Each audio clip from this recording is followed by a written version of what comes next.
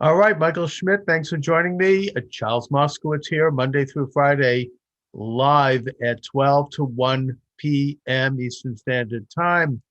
And Michael is the host of his own political blog site called Politicrossing. His article up today is Can You Increase Prosperity by Taxing Success? Mike, how are you? I'm doing wonderful, Charles. How are you?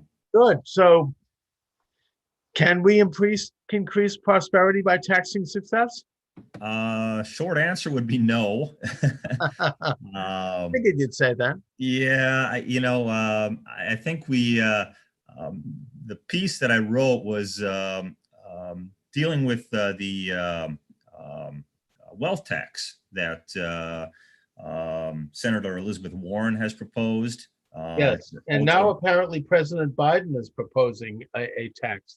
Yeah, So this is something that's out there. Yeah, and as we've seen within the first few months of this whole operation,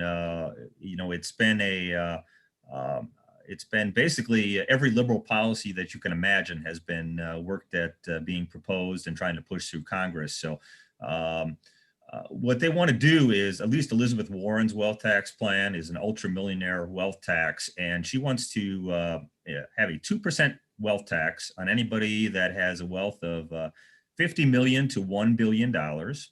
And then anybody that has a wealth of over $1 billion, that would be an extra 1% tax. So they'd pay 3% tax. Now, the interesting thing is she claims this will raise $3 trillion over 10 years. And they would use that money for education and infrastructure.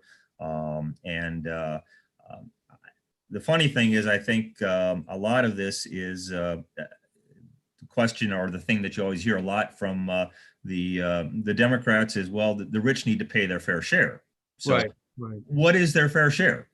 And so if you look at the percentage of who pays income taxes, the top 1% pays 38.5% of the income taxes in this country already. Right. The top 10% pays 70% of the taxes. Top 25% pays 86% of the taxes.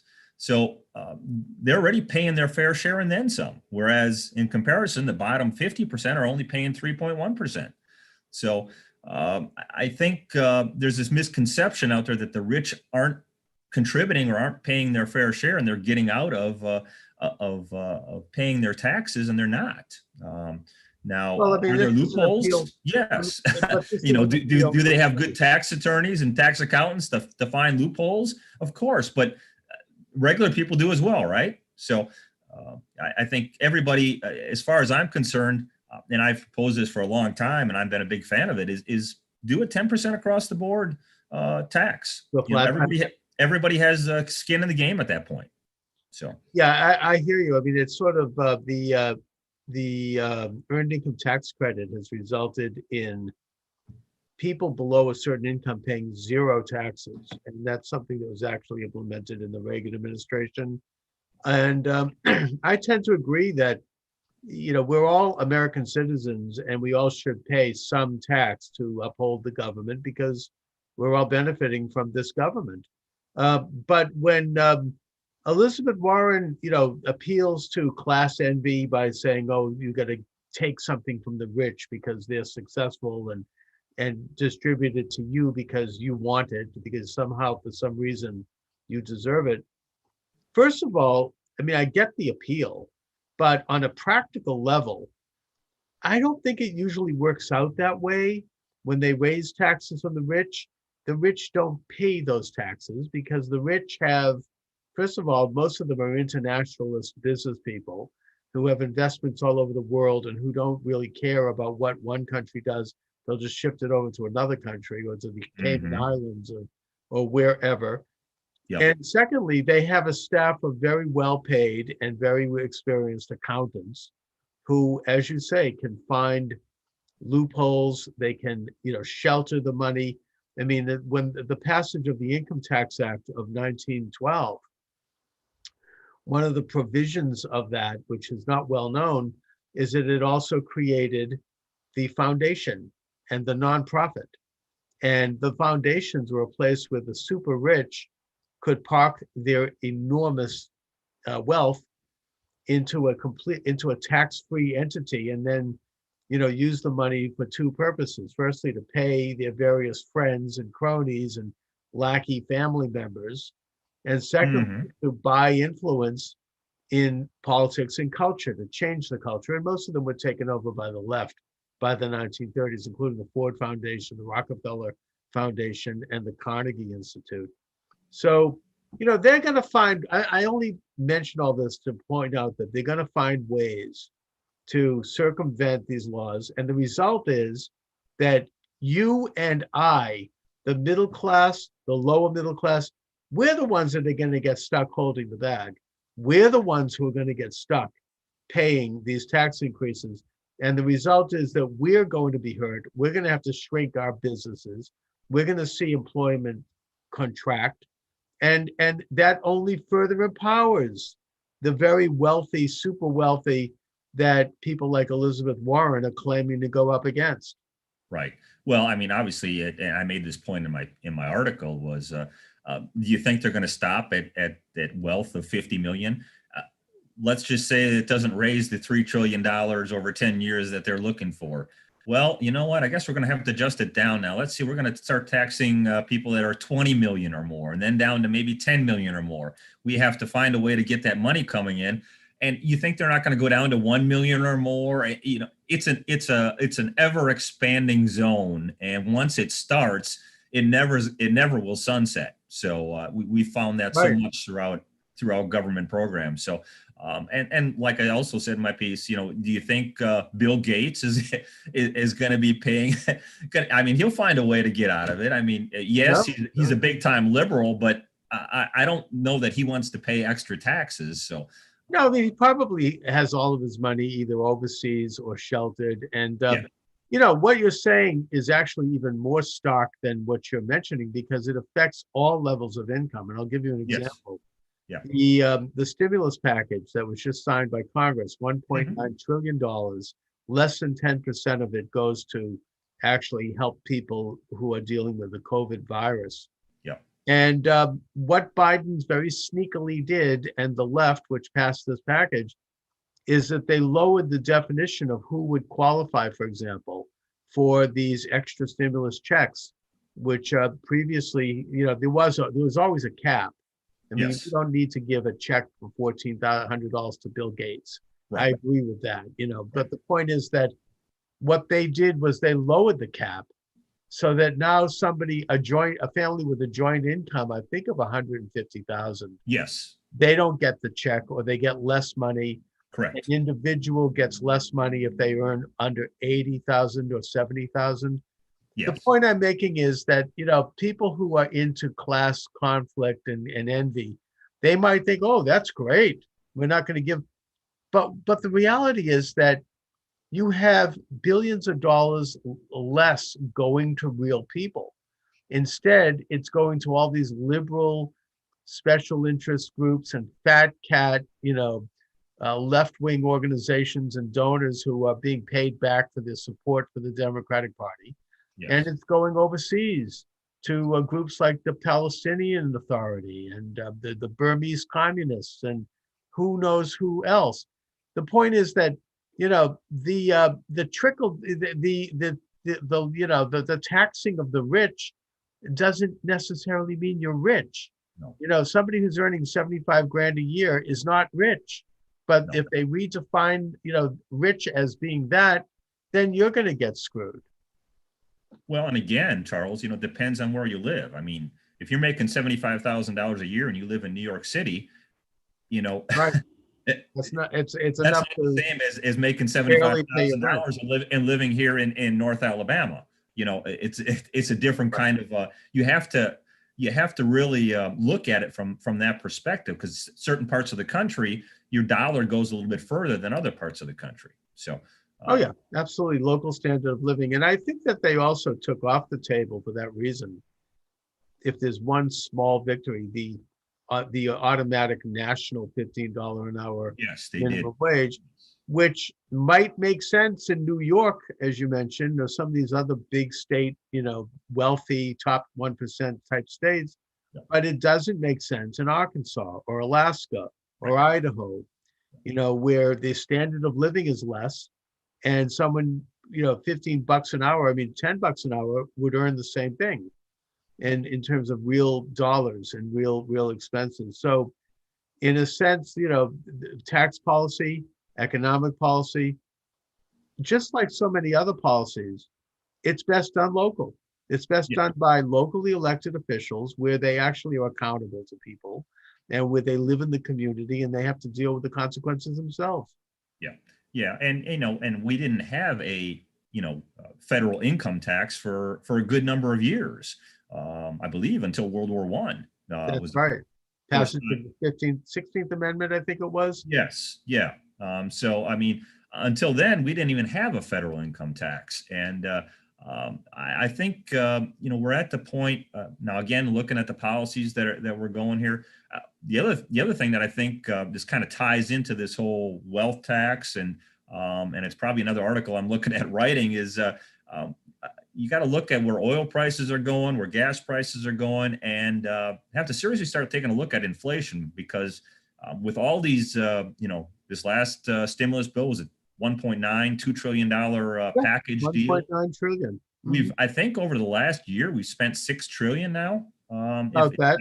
If my math is correct. And even if Elizabeth Warren's bill is right and they're able to capture 2 trillion, that's not even enough to pay for a third of this most recent borrowing. No. And it's not going to go to the things she talks about. It's going to go to maintaining the debt that we're assuming from the bonds sold by the Federal Reserve Bank.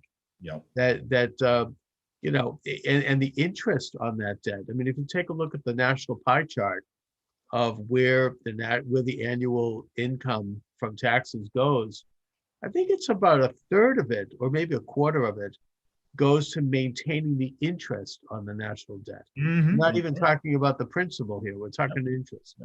Yep. And then a good chunk of our budget goes towards Social Security, Medicare, Medicaid. It's all those social welfare programs that at some point need to be reformed. But again, that's almost a political dead weight, because as soon as that starts getting mentioned, people start fearing about losing their Social Security, and then all the fear tactics come out and the ads start running. And but at some point, we can't keep going at this pace, because we're going to end up like the Weimar Republic or like Greece. Well, we're going to end up where people really do lose their Social Security. Absolutely. Yeah. I mean, if you start getting into those programs, even though we may dislike those programs, and I think they would be better that they be done by the private sector with government oversight. Right. In a way similar to the way, if you take a look at federal agencies, if you take a look at Congress, you take a look at the court system, they have like retirement programs, and it's invested into the private sector, but they have a very good scrutiny by their officials. I mean, that to me is a good model for what we should have. And that Social Security, that's your money. Medicare, that's your money you pay into that system all your working life. Every time you get paid a check from your company, you'll have Social Security taken out. You have FICA taken out. FICA is Medicare. Yep. And basically what you're doing technically is you're buying a pension through Social Security, and you're buying health insurance through Medicare. And, they do a very poor job of it, because they regulate it. They don't give you much interest on it. If you die before retirement, it disappears. Medicare, they'll talk about regulation. I mean, a few years ago, I had to get in order to work, I had to get a license to sell life and health insurance, which I did not do well at. But I had, in the process of getting the license, I learned about Medicare. Mm-hmm. And it's not what you think it is. It's not cracked up quite. It's highly regulated, very stingy. This is your money. You paid into that rotten system all your life. If that same amount of money had been paid into a private medical insurance account where it had been invested and earning interest, you would have a substantial health account at retirement that really could, you could use to really pay for a vast number of things, as opposed to what Medicare is, which is highly restrictive. Very regulated and very tricky. You make a So, great point yeah, because a few years ago, before Paul Ryan, what I would term went native, but he used to be a real policy wonk, a real yeah, conservative policy wonk as a younger representative out of Wisconsin, and yeah. he had some great proposals that he had come up with about reforming the Social Security system. And one of them was to, like you said, take the money and for people to have basically their own 401k pension account and use that Social Security money to invest it however they want. And you think about the return on investment that you get from Social Security now compared to what you get if you would have that money and be able to put it into accounts that you can, like you do at your office or at your, wherever you work. The return on your Social Security money would be 10, 20 times greater than what you're getting now. I mean, you're getting pennies on the dollar for your Social Security for all the years that you worked. That's right. And that way you would get the government kind of out of it a little bit more, and you'd have people in control of their money, and you'd have it more. It'd be a greater. I would think it would be a win-win situation for everybody involved. But again, politics comes in, and and Well, then demagoguery all. comes in. I mean, they start to say, oh, the conservatives are trying to take away. Remember, they had those films where they showed Oh, they they ran showed them when Paul pushing Ryan was running. Yeah, pushing he was his pushing grandmother Graham over over the the cliff. cliff. Yeah, yeah, yeah. But I remember my dear friend, the late great Dr. Samuel Blumenfeld, who I consider a mentor. We did hundreds of great hours on the radio. He had an interesting suggestion on this. His main area was education, but he said if Mhm. the government put $1,000 into a bank account for every American child, a born or naturalized American child, and left it there, earning compound interest, not to be touched, Mhm. then they Yep. wouldn't have to take Social Security out of the working man's dollar, out of their paycheck. And when they reach 65, the amount would have accumulated to the point where it would be a substantial nest egg that they could then draw from in retirement. And we would have in the meantime had a major advance or a major, in terms of income in pocket that we would Mhm. then be able to invest and spend.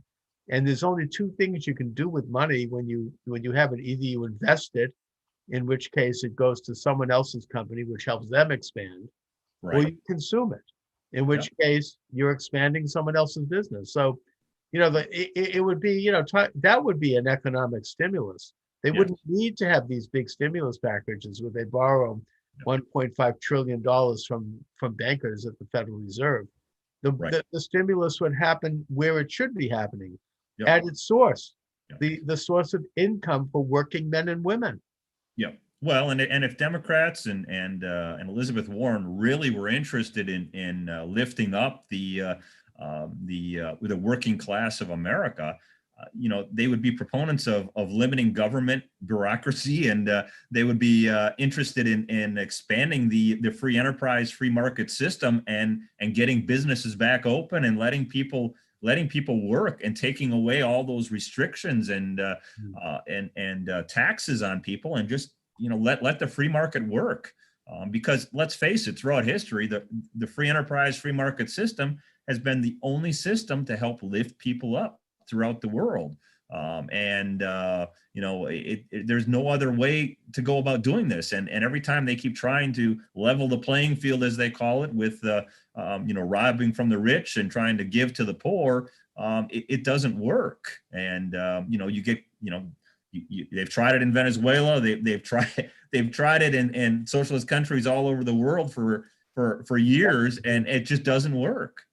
So. Well, that don't stop them, No, I no, mean, it just hasn't been done. It hasn't been done right, as they say. it's So, not an actual economic issue. It's an ideological issue. It's a belief yes, issue. it They is. believe in this Yeah. utopian idea, which is very Well, and they also believe in Keynesian economics as well, where instead of Milton Friedman's economics, they believe more in that Keynesian. Yeah, you can spend and spend and spend, and you're okay. well. Well, Talk a little bit about that, because I think that it was actually, I don't know if it was Trump himself, but it might have been Mnuchin or someone in the Trump administration who said, I believe we're all Keynesians now.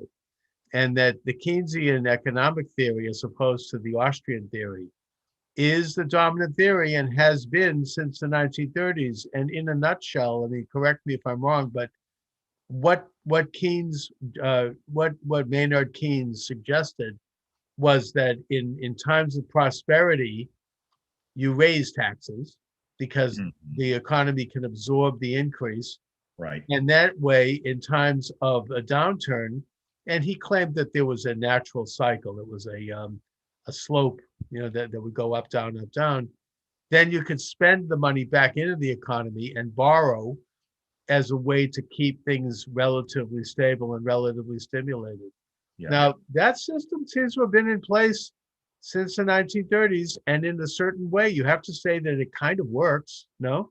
Yeah, I guess, but I would say I would counter with look at the tax cuts that that Kennedy ran. Well, actually, they were post after his death, but the tax cuts of the Reagan years, and the tax cuts of the Bush years, and then also the Trump years, and then look at the revenue. I mean, we've never had in those, when taxes have been lowered, we've had record revenues coming into the coffers. The problem is we have spent a whole lot more than those revenues coming in.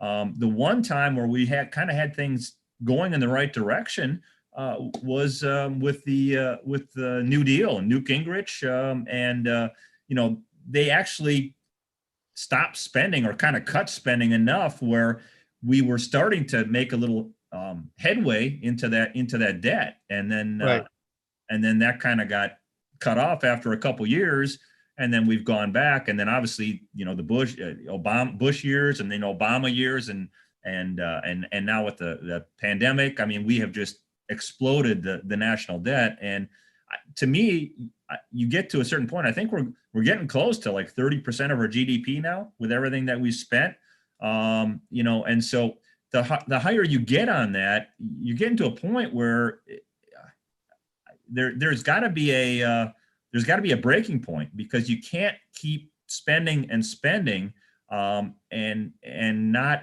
face some kind of a problem. And I kind of see things maybe going back towards the 70s, if you remember, Carter and the stagflation. We had gas there's already signs at the gas stations. And, there's already signs of it. There's already people are reporting an increase in gas. Yep. An increase in fuel, because maybe that's because of the cancellation of the XL or whatever.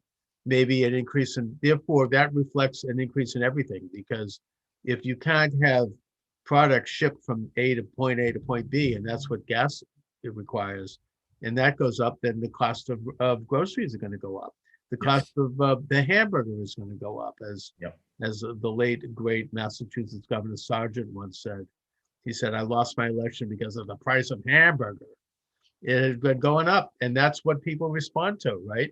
That's what hits you in the pocket. And I think you make a good point in that tax cuts have resulted in a huge stimulation of the economy.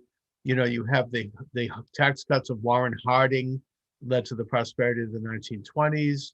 Yep. You had the tax cuts, at post-war during the Truman years, which led to the prosperity of the 50s. The Kennedy tax cut. Kennedy famously said, a rising tide carries all boats. Yep. That led to the prosperity of the 60s, and then Reagan's tax cuts. Although in the case of Reagan, I think he did what you're saying, and not necessarily in a bad way, but he used the increased revenue to spend a lot, particularly on defense, which was necessary at the time. Yes. Which contributed to the collapse of the Soviet Union. But nevertheless, if there's going to be the tax cut, there has to also be government cut. Yes. You can't, you know what I mean? You have to do both. I think this is something that was noted by Alan Greenspan when he was the head of the Federal Reserve. Mm-hmm. And that was the policy during the Clinton years, thanks to Newt Gingrich. And, there was a great period of prosperity. But of course, as you say, now we're entering into a period of huge spending. Yes. And tax increases. Yeah. And I think we're feeling it already. I think that the inflation is damaging. Michael, what can we do as citizens to protect ourselves and to protect the little assets that we have? Well, again, I think it goes back to being vocal, making sure you make your representatives hear you, hear your voice, hear your concerns. I know sometimes it may seem like nobody hears you, but call, email, write, do those types of things. Be active, get involved in the process, and get involved in the party process. If you want to reform the Republican Party, if you think the Republican Party has not gone the exact route that you think there's too many establishment Republicans and they're not conservative enough and they're not standing on the principles and ideals that you have, get involved and work on trying to get some quality candidates to run for office and try to change the course and the tide of the way things are going. Because if you just sit back and you ignore it, and I always say, and I write about this, ignorance and apathy have led us to where we are at today. We can't continue to be ignorant and we can't continue to be apathetic, and say, well, politics really don't, that doesn't interest me, it doesn't affect my life. Yes, it does. Right. In every way possible, it affects your life. And it starts at that local level and it goes up to your state legislators. It goes up to your governors. I mean, just look at how everything's been run through this pandemic. You can see the difference, how some states have, like Florida and South Dakota, have really been much more independent and much more belief in independent freedom and liberty, whereas states like New York and California and Michigan and Illinois have been much more strong hand of government, telling you, no, you can't do this. We're shutting everything down. So every state is kind of like a lab experiment, so to speak. And so Right. it's just essential, I think, that everyone really makes their voice heard and gets involved in the process, because you and I have talked about this before, but we're running out of time.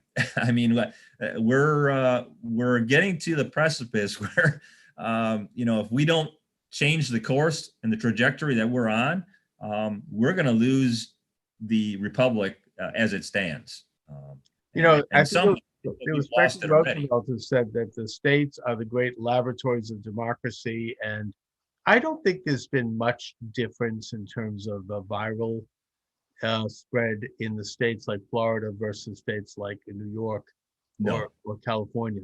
So no, it's, again, I mean, it's up to the states if they want to have a policy that is more calling for people to take responsibility for their health, while no. at the same time, functioning and getting out and starting to, operate normally in an economy. But you mentioned getting involved in politics. I think that, not to get in a quick little shameless plug here, but this year, right, I'm writing a series of short books, no more than 10,000 words per book, like almost in the style of the pamphlet. Hmm. And I've already written two of them, which are published, which are "We're All Socialists Now" and "Toward Fascist America." I would have called it "Toward Nazi America," but my daughter objected, so I called it "Toward Fascist America." And my newest book, which should be out hopefully by the end of this month, is basically a a handbook for winning an election. And I have a little experience in it. I ran for Congress in 2004 Okay. against Bonnie Frank. I lost that race, but I learned a lot. I raised $500,000. I debated the congressman a half a dozen times. I got a lot of media in Massachusetts. While Hmm. most of it was not good media, nevertheless, I was able to get a few issues over the plate. Right. And that's something that, if you care about a couple of issues, there's no better way to get them up into the public consciousness than to run for office. And my campaign did make a difference. I ended up having Frank removed from the Homeland Security Committee, and there was some other things that happened. So, you can make a difference, and especially local office. I'm not saying run for Congress. That was my thing, but Right. alderman, Yeah. town committee member, mayor, city council, school committee, Yes. planning board. Yeah. These offices hold enormous power. And, America was founded on this principle of subsidiarity, where the bigger powers would be with the more local offices. But the problem is that we have forgotten this. And we Mhm. need to get citizen politicians, people who are not hacks, who are Yep. connected to the establishment. And that's most politicians Yes. who are careerists. They're just in it for Yes. the ambition or Yep. because they're narcissists. We need citizen politicians, housewives, teenagers, retired people, empty nesters, Yes. anyone who has a little extra time to go in and consider running for one of these local offices. And I mean, we learned a lot from this last election. I don't want to get into too many details other than to say that we now know that state legislators have a lot more constitutional power than they thought they had in terms of running elections, and that power was usurped by governors and secretaries of state because the legislators didn't realize their own power or they didn't know how to stand up. In fact, just yesterday, there was a ruling in Michigan against Michigan Secretary of State Jocelyn Benson, who had during the election, just by fiat, declared that absentee ballots coming into that state, they didn't have to verify the signatures quite as much as they did before. They only needed a hint that the signature might be the same. Before, they Mhm. had much more vigorous standards. Now, putting aside the fact that it opens the door to forgery, Yep. it also was not her purview as Secretary of State to do that. That is the constitutional responsibility, Article 2, Section 2 of the Constitution, Yep. of the state legislator to make such laws. So if there's one thing we've learned, and by the way, a judge has now stepped in and said this, and so she's has a ruling against her. But of course, it's too late now. Yes. But the point is that we have to realize that we can run for these offices, state rep, state senator. And, it's an exhilarating experience. I'll tell you. I mean, it's also a devastating experience, but you might discover if you decide, hey, I'm thinking of running for state rep. You might discover that the person holding that office has been there for 10 years, 20 years, that they're basically resting on their laurels. They're probably a no-show. You could do a little research, into who they are and what their background and what their voting record looks like. You might find some bombshells in there. Yeah. And you can win. You really can. I mean, it's not so, it's like a small district made up of one or two towns. You could knock on doors and get signatures. I mean, the classic example of this is the late great Tip O'Neill, Mhm. Speaker of the House of Massachusetts. He won his first race because he went out and knocked on thousands of doors in his district. And I mean, this is a man who was obese and he had a heavy drinking. And Yes. this is not healthy. I mean, so if he can do it, you can do it. I mean, and he learned a lot from doing it. He made connections with people. You look them in the eye, you ask them to vote for you, you get their signature, and you hear them talk about their problems. And it changed him personally and professionally and politically. I did this and it changed me. It is an incredible experience. And you can win because it's a small district. It's a couple of towns. You don't have to have big money. Right. You don't have to have outside influence. You can do it just hitting the streets a little bit each day. Yep. And going around and introducing yourself to people. Yeah, just a And basic so, grassroots campaign. exactly. So I'm writing a manual about this, and I'll have it Good. published at the end of the Good. month. I know you had mentioned that before, so Yeah. yeah. And it's going to give us a step-by-step instruction in terms of how to do it. I know liberals will get it too, and that's fine. If they're grassroots, I don't mind that. They have issues too. Right. I want to see citizens get in and take on these hack establishment, Yes. people who are professional, who are careerists, who are just in there for either to for influence or money. And that's most politicians, whether they admit it or not. I mean, that's, and always has been. That's Yeah. politics. Yeah. Politics is it's power. Yeah. And power, as Lord Acton said, power corrupts and absolute power corrupts absolutely. Of course, he went on to say that all politicians are very bad men, which is also true. Yeah, it's and if you look over the years, there's been very few politicians that you could probably count on your hand that have actually gone to Washington or have gone to a state house and after serving one term or two terms, they've said, nope, that's it. I've done my service. I'm going home. It's very rare to find those types of people. Well, one of the reasons for that, and I learned this when I ran for Congress, is that Congress, sometime in the 1970s, they set up this incredible package for Oh, themselves. yeah. I mean, if you serve, the magic number, I think, is 2. If you serve the 3rd term and you get over that threshold, Yep. you're set for life. Oh, yeah. You know, you're going to have full salary for the rest of your life. You're going to have benefits out the wazoo. Yep. You've got everything going. I mean, it's incredible. I mean, most people don't realize that. Oh, yeah. And so, yeah, you know, they put in incentives for themselves to stay in office and to keep each other in office, and both parties do it. Oh, This yeah. is a partisan thing. No. No, I mean- and that's the thing. Yeah, I think it's Republican, it's Democrat. You know, it doesn't matter. I mean, again, it's and it's, I think it's the point that you and I continue to make when we've had these discussions on your podcast is, again, it's about trying to get this republic back. It's about trying to get back to what our founding fathers, had it visualized, and we've gotten so far off of that track. It's time to get people back involved in the system, because we all have a civic responsibility, to do our part. And if we each do our individual parts, we can turn this ship around. But again, it's a matter of people getting involved in the process. And so, obviously, once your pamphlet is out, let me know, because I want to, get that out to people that I'm in touch with, and because I think that again, it'll serve as a guide for people on how to go about getting yourself into the process. Yeah, absolutely. So Michael, what do you have coming up on your blog?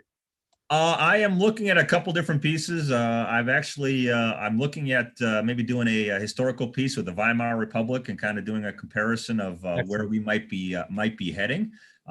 So that, and also I'm looking at more of a social issue type. I did some security work this past weekend at a state basketball tournament here in Alabama, and I was amazed that I was doing security for 10 and under girls for a state basketball tournament. And I was amazed as just an observer at the parents and the way the interactions are and the examples they set for their children. So I may do a kind of a social issue piece. Excellent. On that. So from an outside. Yeah, I want to have you back to talk a little bit about Alabama. Okay. And politics there, because I think Yes. that there are misconceptions between North and South, even to this day. You know, I hear like liberal relatives of mine in from New York and Boston make comments about Alabama that are probably not true. So, well, I have jokingly said to a few people down here, since Governor Kay Ivey has extended the mask mandate into April, which makes no sense. I've said I'm half tempted to throw my hat in the ring and run against her, and just to try to do something to bring up the issues of government overreach. Absolutely. And that's the problem with a lot of it down south here. Just in a nutshell, is you have a lot of Republican in name only that probably used to be Democrat, but they couldn't get elected as a Democrat, so they switched over to Republican, and that's part of the issue down south here. So, well, first of all, I urge you to run for that office. That would be amazing. And we should talk about that. Yes, I've been definitely thinking about it. So good, excellent. Well, that's something I'm going to keep a tab on. So, Michael, where can people read your blog and other information you'd like to give out? Well, they can, as always, at conservativethinker.net, and that is my main blog site with 90 some odd pieces there for people to read. You can find me. I also am contributing articles to politicrossing.com. It's a brand new website, intersection of politics and faith. So you can find my articles there. Just look for Michael Schmidt. You can find me on Twitter at BuckyBoyMike, and you can find me on Facebook and LinkedIn. Just look up Michael Schmidt, and you will find me there as well. So, all right, Michael Schmidt. Listen, I want to thank you for joining me as always. I appreciate the time as always, Charles. Excellent. Have a great afternoon. You do the same.